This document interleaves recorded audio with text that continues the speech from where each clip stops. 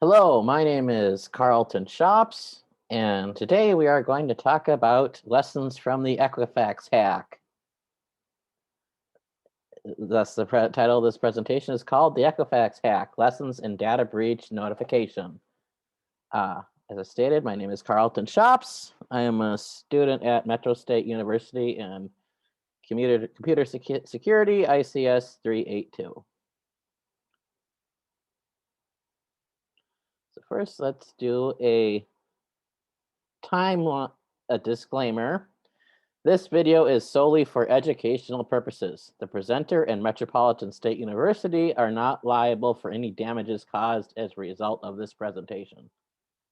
You should consult your company's attorney before making any policy decisions on who to notify and when. This is just a general overview. So what happened during the Equifax hack?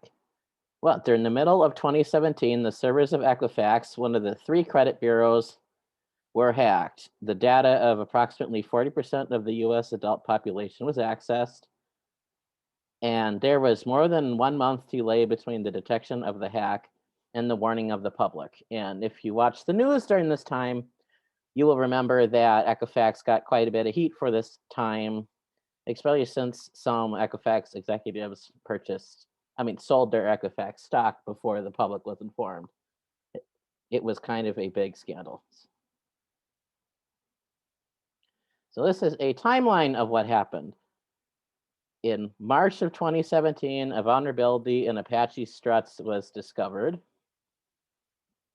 This was something used in the dispute resolution portal on Equifax's servers.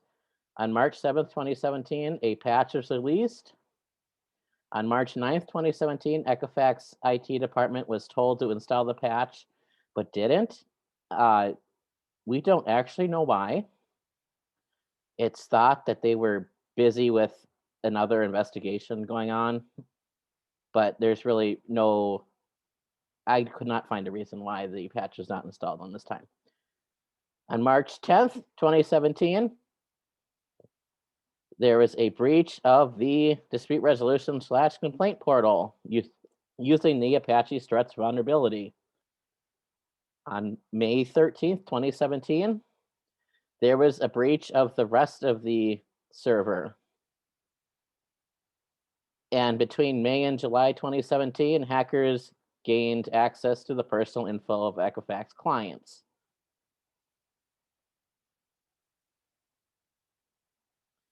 On July 29th, 2017, Equifax detected the hack while fixing another missed vulnerability. It turns out they'd also failed to renew their security certificates, which was making catching the hack impossible. But once they fixed the security certificate issue, they were able to detect that the hackers were taking information off of their servers.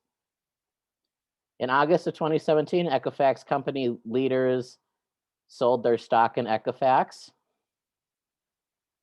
This was investigated for insider trading, but only one person was actually convicted of it, and it was a lower executive. On September 8th, 2017, Equifax revealed the hack to the public. And 2.5 years later, in February of 2020, the US government released an indictment charging 4 Chinese military members for perpetrating the hack.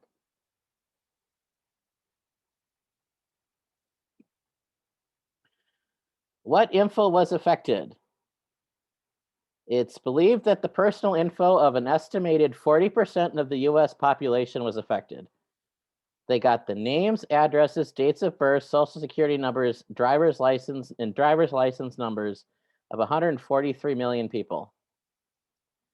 And the names, addresses, dates of birth, social security numbers, driver's license numbers, and ironically for a credit monitoring agency, credit monitoring numbers of another 200,000 people. Additionally, there were some people who in the United Kingdom whose information was also accessed. But the majority of the people that were affected were in the US. So what went wrong in this case? There was an unpatched Apache struts vulnerability. That vulnerability allowed remote access to the servers. There was a lack of server segmentation, which means that it was possible for people to get from the dispute resolution portals to where the client information was stored. Once they were able to get into another part of the server, they found that usernames and passwords of administrators and managers were actually stored in an encrypted file. They had an expired encryption certificate, and they delayed public notification for more than 30 days. Although the other ones are definitely big deals on the server management side of things. It's arguable that the sixth one did the worst for the PR because it looked pretty bad that they took so long to notify people that such sensitive information was leaked. Fallout from the breach. The delay between Equifax finding the breach and knowing and notifying the subject led for calls for government response. But what can governments actually do about this? They do something called data breach notification legislation, or DBNL. Data breach notification legislation governs how long companies have to inform subjects of the breach. The requirements vary by state and also by economic sector. Finance and healthcare are two that have different notification requirements. There are civil or criminal penalties if violated. Some statutes have written in them that if you do not notify within a certain length of time, you will be fined. Others create what's called a private right of action so that they allow people whose information was compromised to sue the company. Others refer it to the Attorney General for prosecution, and then the Attorney General can decide whether to do a civil lawsuit or go after them using criminal statutes. Many countries have their own requirements as well. And most, if not all, of these laws allow for a delay so that law enforcement can investigate, so that they don't break a case open, so they don't ruin an investigation. Here are 3 examples going from top to bottom, least restrictive and most restrictive in the US. Minnesota is not restrictive. It just says in the most expedient time possible and without unreasonable delay. There's no requirement of days. Or Louisiana is pretty middle of the road. It is not later than 60 days from the discovery of the breach, which means that if there's a breach involving Louisiana residents, the company who had the information has 60 days to inform them. Colorado is the strictest. It is not later than 30 days after the date of determination that a security breach occurred. For those that do, companies that do global business, there is the General Data Protection Regulation, also known as the GDPR. This is a European Union rule about data privacy with penalties for violating notice requirements. This is very rare. Usually it's either a civil, they let people sue individually, or they send it to the Attorney General for prosecutions. It's rare to have something built in the statute, and it's a pretty severe penalty. Companies whose clients' data has been breached must notify a relevant government agency within 72 hours. Every country that's a member of the European Union has its own relevant government agency, and then that is who they have to inform. Companies must work with that country to notify the victims of the breach as soon as possible.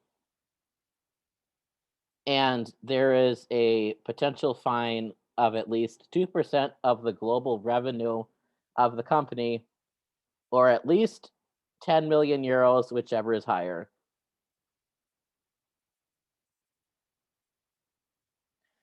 Unfortunately, in the case of, fortunately or for Equifax, this was not in effect during the time that that breach happened, so they were not subject to that, or they would have they would have had a rather sizable fine. Because application to the Equifax case. So they detected the hack on July 29th of 2017. If they had been subjected to the GDPR, they would have had to tell the relevant government agency in the area where people whose accounts were affected lived in by August 1st, which is 72 hours. If they'd had clients in Colorado and that notification requirement had been in effect, they would have had to have notified people whose information had been affected by August 28th, 2017. However, they did not send notifications out until September 8th of 2017. So they would have ran afoul of both the GDPR and Colorado notification requirements. And then Louisiana, which is 60 days, that would have been September 27th. They would have been fined for Louisiana because they notified before that deadline. And most states tend to be between 45 and 90 days, unless they're like Minnesota, which has no set requirement.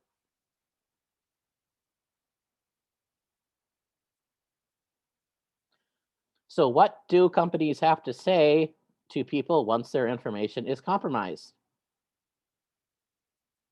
Different states and countries have their own requirements, but most require notices to subjects to list the data that was accessed, what data that was not accessed, when the hack happened, what businesses did to resolve the breach, what subjects can do to protect themselves, how to contact the company, and where to go for help. Telling people what was not accessed is very important because oftentimes when you get one of those notices, they might have gotten the name, address, and email address of people, but the credit card numbers and social security numbers were encrypted and hackers were not able to get that. So that's why you tell people your credit card numbers were not stolen. It's also important to tell people what you did to resolve the breach, because not only because it lets them know that the hack is over, but it also can help you with some PR. And then the last two, it's important to tell people if they have more questions who they can talk to and where they can go for help, like law enforcement or credit monitoring agencies.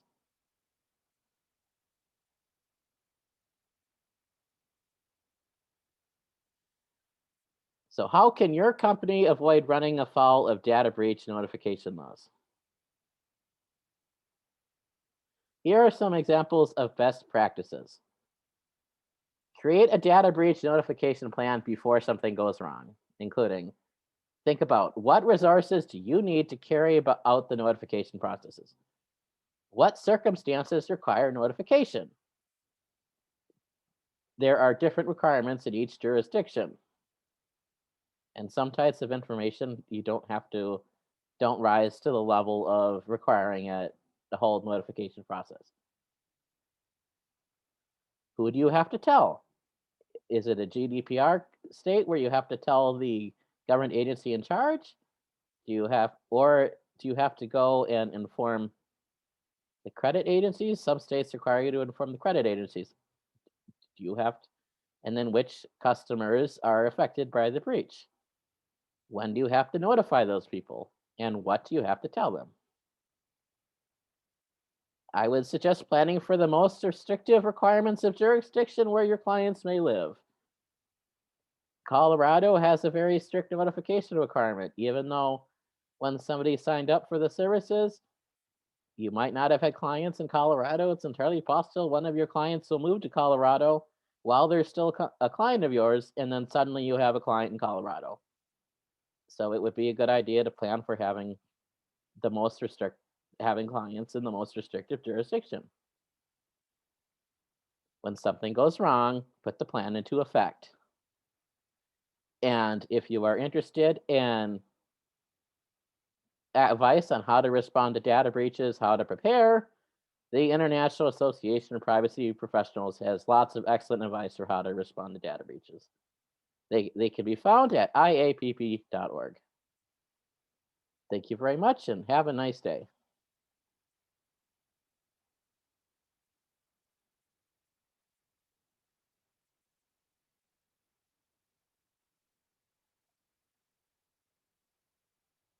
And here are some references. They'll be available with the attachment of the presentation.